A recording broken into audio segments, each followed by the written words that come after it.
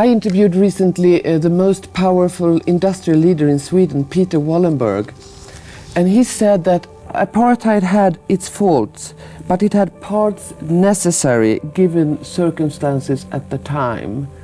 What's your comment on this? Well, there is no doubt there was never a time for brutality and cruelty where certain communities even used the name of the Lord in order to justify the commission of abominable crimes against humanity.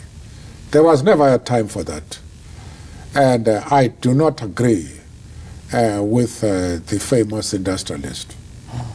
Apartheid was wrong right from the beginning.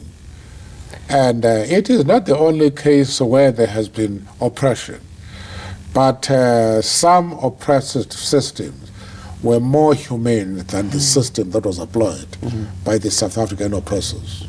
He also said that the black people cannot help themselves without the help of the white minority in South Africa. Well, we have brought about freedom without the help of the whites. And we have been able to overthrow apartheid by our own steam. And people who talk like that just do not know what is happening in the country. They are superficial in their approach. When you see Africa today, there are a lot of very, very big problems. Famine, AIDS. The whole of Africa has only 2% of the world trade, and there are environmental disasters. Can you be optimistic? Well, what else would one expect? Because in spite of the mistakes made by African leaders in their policies, nevertheless, this is the heritage of the era of colonialism, where the colonial powers never cared about raising the living standards of the people of the colonies.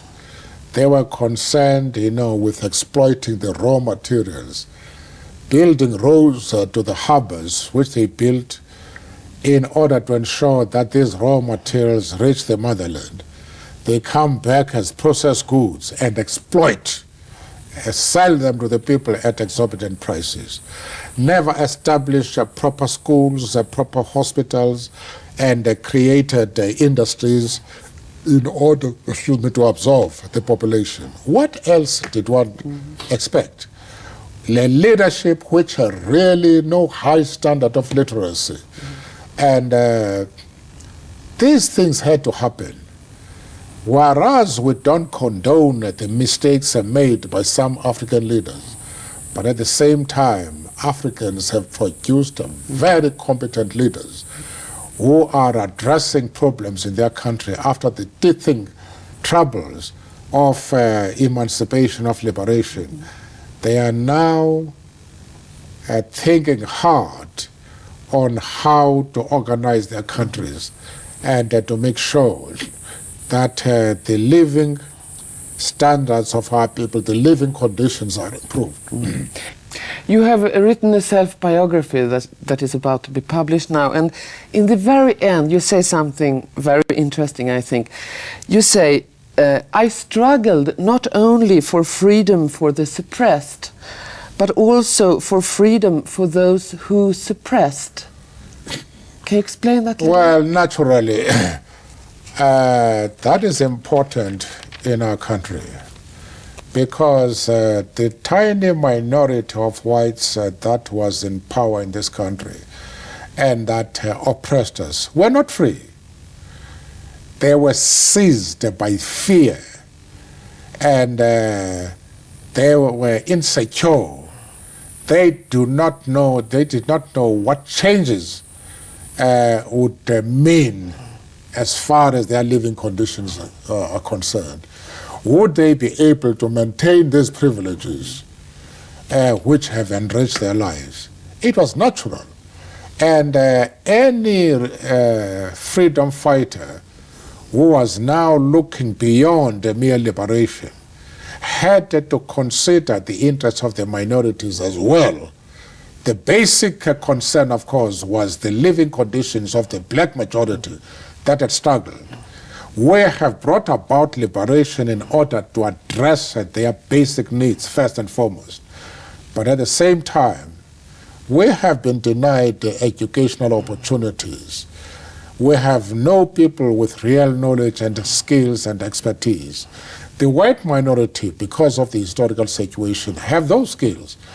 We had to ensure that they remain in the country and to help us to build the new South Africa. That is what I meant in that setting. What are your biggest faults? Faults? Your faults. Do you have any? Well, I have a lot of faults. If you ask my friend over there in the National Executive, they hammer me from beginning to end. Yes. Because of the mistakes I've made. And so I am no messiah. And that is why I have opposed any idea to try and raise my level to that of a messiah. I have never been. I'm an ordinary human being. And I don't want everybody to give me a status which I do not deserve. Assure me that your husband will not be jealous. Don't worry. I think he's going to be very proud.